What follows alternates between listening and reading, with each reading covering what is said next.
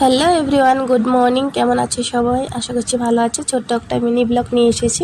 তো আমাদের বাপের বাড়ির গাছে অনেক ফুল ফুটেছিল, তো সেটা আর তোমাদের কাছে শেয়ার করা হয়নি। তো ফুলগুলো তুলে নিয়েছি, ভাবলাম তোমাদের সাথে শেয়ার করি। এত সুন্দর ফুল দেখে কার না ভালো লাগে বলো? আমার তো ভীষণ ভালো লাগে। আর আমি এই ফুলগুলো দিয়ে আজকে পুজো করব। তো এমনিতে হলে আমাদের ভাস্তি পুজো করে, ও ঘরে নেই, তো আমি বললাম আমি পুজো করব। তো এত সুন্দর ফুল রয়েছে, তো এগুলো ঠাকুরের চরণে না গেলে কি ভালো লাগে বলো? তো আধা ফুল আমি নিচের মন্দিরে রেখে আধা ফুল নিয়ে এসেছি উপরের মন্দিরে। তো এখানে এসে বালতিতে রেখে দিলাম ফুলগুলো, তারপর মন্দিরটাকে ভালো করে ঝাড় দিয়ে নিলাম। তারপর পুজোর বাসনগুলো বের করে আমি বাইরে ধুয়ে নেব।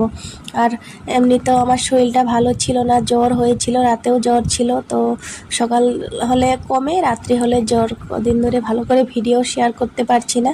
তো যাই হোক, মারও শরীর ভালো নেই। তো আমি যখন আসছি, আমার যখন শরীরটা এখন ভালো আছে, তো আমি পুজোর কাজগুলো করে নিই।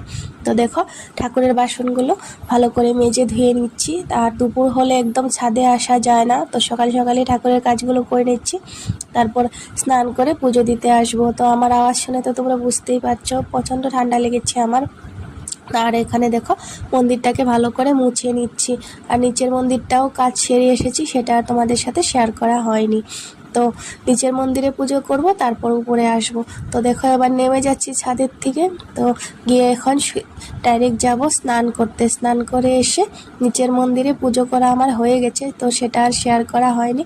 তো এবার যাচ্ছি উপরের মন্দিরে। আর এখানে দেখো, সব রেডি করে নিচ্ছি, পুজো করব। এখানে আম কেটে নিয়েছি, তো ওইগুলো দিয়ে আজকে পুজো করব। আর দেখো, ফাইনালি আমার পুজো কমপ্লিট। কেমন হয়েছে অবশ্যই বলবে কমেন্ট করে। তো এখানে রাধা গোবিন্দর পুজো করলাম।